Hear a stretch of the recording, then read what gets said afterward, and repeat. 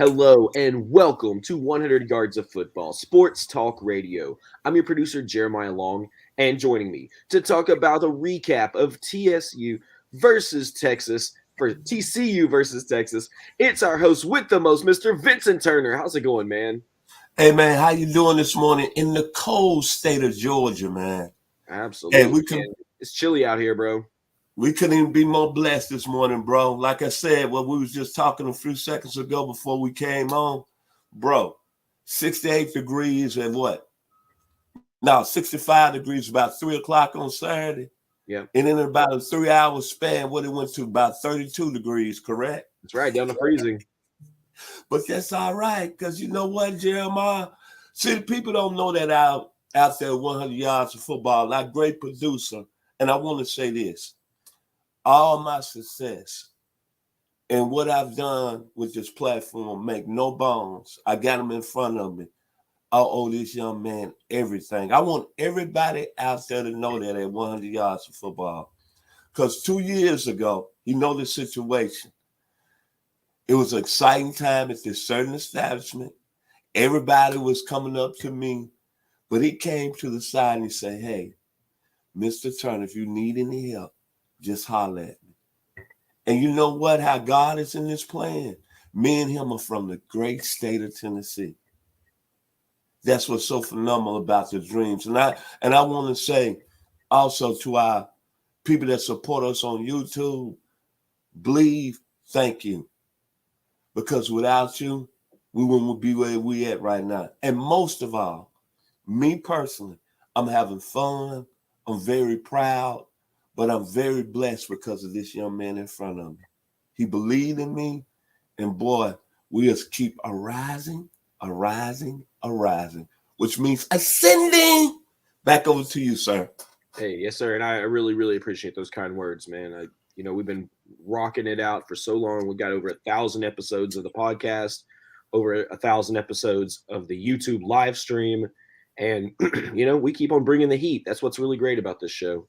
Well, Mr. Vincent Turner, tell us the TCU Horned Frogs, when they faced Texas, what did we see out of that game? And what is your perspective on this recap? Let me start with this. Back in my days at the University of Arkansas from 1978 to 1981, the TCU Horned Frogs were a member of that conference under Jim Wacker. So they didn't win a lot of football games. But you rewind 40 years now, and they rank number 4 in the country. And it's probably no question about it, they're going to be in the college football playoffs because I don't see them slipping up in the next 2 games against Baylor and Iowa State. But as I always say, when the nation is looking at you and they're saying that you don't belong there, it's always that one game throughout the college football season that all the pundits out there, all the local sports shows in the metro Atlanta area and across the land, wasn't giving TCU no respect. Matter of fact, I didn't hear one pundit pick TCU to beat Texas. But on the biggest stage, what happened? Let me give credit to Sonny Dykes, their head coach in his first season at TCU. Didn't have a great run at the University of California, but somehow, some way, down there in Fort Worth, Texas, he got the Horned Frogs buzzing. And what did TCU do on Saturday night? When you look at great teams, and we can look here local at the University of Georgia, it's always about the defense. They held the Texas outstanding running back, Mr. Robinson, to 29 yards. Here's the gentleman that a lot of people saying is going to be the first back taken in the 2023 NFL draft. Then they had Quinn Ewens, outstanding quarterback, 17-39 for 171 yards, picked them out one time, and held Texas to 199 yards total offense on the biggest stage Saturday night. A Texas team that was averaging close to 40 points a game. But see, this is what I like about TCU. I'll go back to next year. The darling of the college football season was the Cincinnati Bearcats, right, and Luke Fickell. Well, TCU is that team right now. But the one thing that I love about TCU as I go over, they got 3 components on offense. They got a quarterback at Max Duggan out of the state of Iowa, was a 4-star recruit. I didn't know this. He chose TCU over Georgia, Texas. Wow. Iowa State. Indiana. Can you believe that? On the season, the guy has 25 touchdowns, 2 INTs. But most of all, he's a very experienced football player and a quarterback that we don't even talk about. Then they got a running back in Kendre Miller. Second coming of a LaDainian Tomlinson. This young man has rushed in 6 straight games over 100 yards. On the biggest stage Saturday night against Texas, he had that 76-yard touchdown run. He liked the days of Eric Dickerson, Earl Campbell running the football in the Southwest Conference. When I was there, boy, did he look good. 6.6 yards on the night. As I said, 138 yards rushing. And then you got the final straw, the triplet. So when you got 3 triplet players on offense, that's why you're a national contender. Quentin Johnson. Now, I'm going to tell you about this young man. I had not really heard of him till mid-season. And I'm going to tell you when I kind of heard about Quentin Johnson. They was playing Kansas State on a Saturday night. And I want to give kudos to my brother, former first-round pick of the Atlanta Falcons, Mr. Bobby Butler. He had invited me on a trip. I traveled with him with the Atlanta Falcons brass going up to Cincinnati to see the Bengals this season. And that Saturday night when we was in the hotel room, that's when I got a glimpse of Quentin Johnson. On the year, the young man has 45 receptions, over 719 yards, averaging 16 yards a catch. Then I went to the NFL draft boards, and they got him like 1 or 2 first or the second receiver going in this year's draft. Young man out of Temple, Texas. Same hometown as the young man that led the Pittsburgh Steelers to their dynasty in the 70s, Mean Joe Green. Young man had 3 receptions, 66 yards against Texas on Saturday night. And he proves to the nation he's Mike Quick too. North Carolina State, Philadelphia Eagles. Make no bones. The team down there in Fort Worth, Texas, proves to the nation that they are a serious football team. And where it's looking, with no hiccups, they will be in the college football playoffs. I consider them a better team than Cincinnati was when they went in the playoffs last year. This is a good football team that beat a very good Oklahoma team at the time, 55-24. That's when really the nation started looking at this program.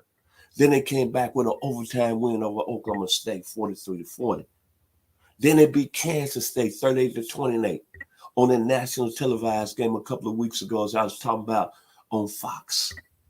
Then this year, with the whole nation watching, when everybody out there did not pick them against Texas, a 3-loss team, Texas team, TCU, on the biggest stage, made me a believer in everybody else out there. And you think about the history of this school. Bob Lilly, LaDainian Tomlinson, Davey O'Brien, Sammy Bob, Bob Lilly, Lyle Blackwood, the coaches Eddie Martin, Fred Taylor, Jim Wacker, Dennis Fanconi, Gary Patterson. And I'm going to say this something about Mr. Patterson. He's a guy that got TCU going in the mid-2000s. Back-to-back seasons in 2005 and 2006, 11-2. 11-2. Many respect goes to him. He's now assistant over there in Texas. I know they had to hurt his heart. But make no bones, the Southwest Conference is back. The state of Texas is back. It's rocking down there in Fort Worth, Texas. And the head coach, one more time, Sonny Dykes, the baby boy Spike, had a great mentor list. Studied under Hal Mummy, Mike Leach, Mike Stoops. Then he had a hookup at the University of California. That's all right. But the young man from the state of Texas, not the eyes of Texas, but the Horned Frogs down in the state of Texas are rocking. This is a good football team. I expect they're going to run through the tables. I don't see Baylor or Iowa State upsetting them. and they will be in the college football playoffs. And they got everything you need to be a team that can really, really cause problems. And one more thing, they got one of the best unknown defensive players in the country, Johnny Hodges. One of the best linebackers that we don't talk about. 11 tackles in that Texas game, 1.5 tackles for loss, a half a sack. He was all over the field. So my final words about the TCU Horned Frogs this morning, here on 100 Yards of Football. See, I'm going to go back to a young man from the state of Texas that was rocking when I was up the hill at Fayetteville, Arkansas. And I was thinking about what can put the Horned Frogs and what solidified TCU this morning. Well, the young man was from San Antonio. It is the night. My body is weak. I'm on the run. No time to sleep. I got to ride like the wind. And here again, to the Mexican border of Mexico, ride like the wind. Christopher Cross, kudos to the TCU Horned Frogs, the number 4 team in the college football playoffs this morning, here on 100 Yards of Football. Absolutely.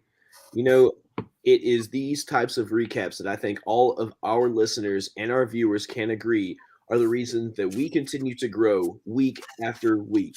So we just want to say thank you so much to you, Mr. Vincent Turner, for that incredible recap of TCU versus Texas. And for everybody watching live, thank you so much for joining us, and tell us, what did you love about the game? What are you looking forward to for the rest of the season for TCU or Texas?